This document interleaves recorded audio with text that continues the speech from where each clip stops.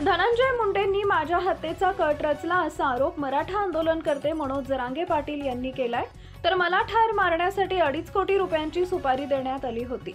आज ही वेळ माझ्यावर आली, उद्या इतर नेत्यांवरही येईल, त्यामुळे हा विषय गांभीर्याने घेण्याची गरज आहे।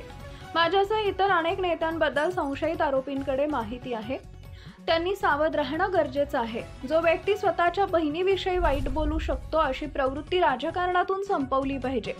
मुख्यमंत्री देवेंद्र फडणवीस यांनी याकडे लक्ष दिलं पाहिजे। माझ्या गाडीचा अपघात करत मला ठार मारण्याचा प्रयत्न होता असा आरोप मराठा आंदोलनकर्ते मनोज जरांगे पाटील यांनी केलाय। बीडचा कांचन नावाचा माणूस आहे, तो धनंजय मुंडे यांचा कार्यकर्ता आहे।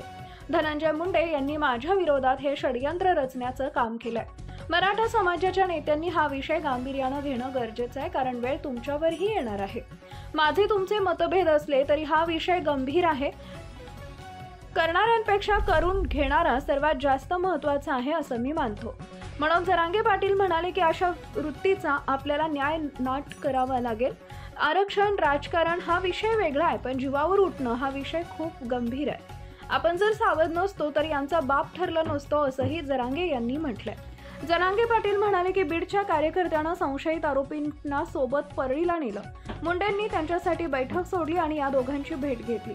मागे यांचे 2 कोटी रुपयांमध्ये ठरले आणि 50 लाख रुपये ठरले असं ते म्हणाले। यापूर्वी त्यांनी 6 कोटी रुपये असेच नासवलेत। यानंतर त्यांचे घातपाताचे सत्र सुरू केले। धनंजय मुंडे यांनी हे करायला सांगितलं हे आरोपींना माहीत आहे। काही जमला नाही तेव्हा संभाजीनगरच्या झालटा फाट्यावर धनंजय मुंडे या आरोपींची वाट पाहत थांबले। हे खरं आहे की खोटं आहे हे तुम्ही शोधा। यावेळी त्यांनी तिथं चर्चा केली, मी तुम्हाला गोळी औषधं देतो।